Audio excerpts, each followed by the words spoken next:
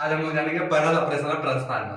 Parallel operation transformer में बहुत सारे ट्रांसफार्मर को पैरेलल में कनेक्ट की जाती है।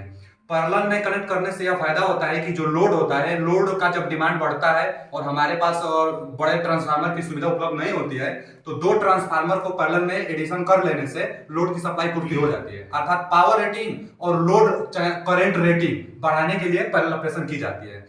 क्या होता है ना कि इसमें दो, जैसे यहाँ पर एग्जांपल जो चित्र दिखाया गया है, दो ट्रांसफार्मर को पैरेलल में कनेक्ट की गई है। एक यहाँ पर ट्रांसफार्मर और एक यहाँ पर ट्रांसफार्मर है। देखिए ट्रांसफार्मर ये दोनों आपस में पैरेलल में, और यहाँ पर ये देखिए ट्रांसफार्मर जो है आपस में पैरेलल में है। जो पहला ट्रांसफार्मर की धारा IA है, लोड के पास जा रहा है यहाँ से, और जो दूसरा ट्रांसफार्मर का धारा IB है, IB भी लोड के पास जाएगा। तो IL किसके बराबर है? IA अब प्लस यहाँ से जो IB धारा जा रही है, IB धारा के योग के बराबर है। मतलब पैरेलल ऑपरेशन का प्रयोग इसीलिए किया जाता है कि करंट रेटिंग बढ़ जाए, दो ट्रांसफार्मर का धारा एडिशन हो जाता है, पैरेलल में धारा जोड़ा जाता है, तो धारा रेटिंग बढ़ाने के लिए पैरेलल ऑपरेशन की जाती है। अथवा पावर रेटिंग बढ़ाने के लिए, पावर भी बढ़ेगा, धारा बढ़ेगा तो पावर बढ़ेगा, तो पावर रेटिंग अथवा धारा रेटिंग बढ़ाने के लिए पैरेलल ऑपरेशन की जाती है।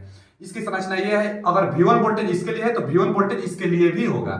और A1 क्या है? ट्रांसफॉर्मेशन रेशियो चाहे टर्न रेशियो है, तो वोल्टेज में टर्न रेशियो से डिवाइड करने से सेकेंडरी का मिलता है वोल्टेज। इस तरह यहाँ से इसका टर्न रेशियो कुछ दूसरा होगा तो दूसरा टर्न रेशियो, तो यहाँ से वोल्टेज कुछ दूसरा मिला है। मतलब रेटिंग अलग अलग हो सकती है, कोई दिक्कत नहीं है, पैरेलल ऑपरेशन किया जा सकता है। और लोड धारा IL बराबर IA प्लस IB, लोड के पास दोनों धारा मिलकर दे रही है, पैरेलल ऑपरेशन है। इसके लिए हम लोग इंपोर्टेंट की पॉइंट देखते हैं। जो पहला है कि पैरेलल ऑपरेशन आप तभी कर सकते हैं जब पोलैरिटी सेम होगी, माने दोनों ट्रांसफार्मर की पोलैरिटी सेम होना निश्चित है। अगला फेज सीक्वेंस सेम, दोनों ट्रांसफार्मर का फेज सीक्वेंस निश्चित होना जरूरी है, तभी पैरेलल ऑपरेशन किया जा सकता है। फिर आगे फेज डिस्प्लेसमेंट, दोनों जो ट्रांसफार्मर है उनके बाइंडिंग का फेज डिस्प्लेसमेंट समान होना चाहिए, तभी संभव है। जैसे स्टार डेल्टा ट्रांसफार्मर का कनेक्शन है, थ्री फेज ट्रांसफार्मर का कनेक्शन स्टार डेल्टा में है, तो आगे दोनों स्टार डेल्टा अथवा डेल्टा स्टार में होना चाहिए, तभी हो सकता है। क्योंकि इसके लिए जो फेज डिस्प्लेसमेंट होता है 30 अंश का होता है, तो इसके लिए भी 30 अंश का होता है, इसके लिए भी 30 अंश का होता है। जबकि अगर डेल्टा में ट्रांसफार्मर कनेक्शन है तो डेल्टा स्टार में कभी भी कनेक्शन नहीं हो सकती है। मतलब पैरेलल ऑपरेशन डेल्टा है और आप डेल्टा स्टार में कनेक्शन करना चाहेंगे तो कभी भी पैरेलल ऑपरेशन संभव नहीं है।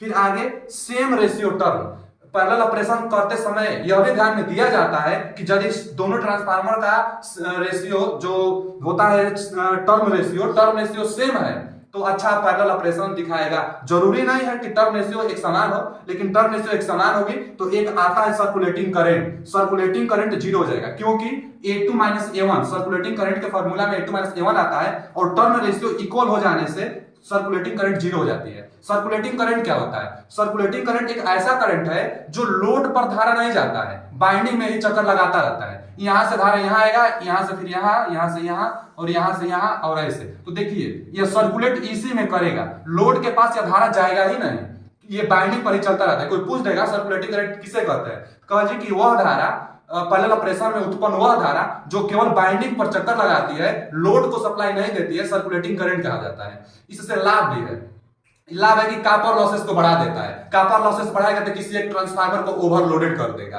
तो हम लोग नहीं चाहेंगे कि सर्कुलेटिंग करंट बने। सर्कुलेटिंग करंट को बनाने खत्म करने के लिए टर्न रेशियो क्या होना चाहिए? इक्वल होना चाहिए, क्योंकि इसके फार्मूला में माइनस में आता है, तो दोनों का टर्न रेशियो इक्वल रहेगा तो फिर सर्कुलेटिंग करंट 0 हो जाएगा। सर्कुलेटिंग करंट 0 तो कोई भी ट्रांसफार्मर ओवरलोडेड नहीं होगा।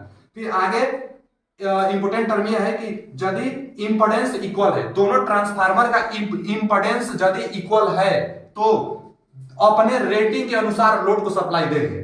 दोनों का इंपेडेंस समान है तो लोड को धारा जो देंगे अपने रेटिंग के अनुसार देंगे।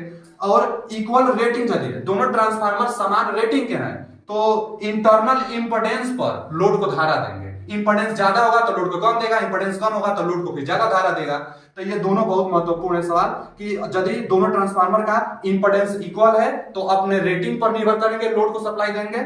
और इक्वल रेटिंग के हैं दोनों ट्रांसफार्मर तो इंटरनल इंपेडेंस पर डिपेंड करेंगे लोड को सप्लाई देने के लिए। धन्यवाद।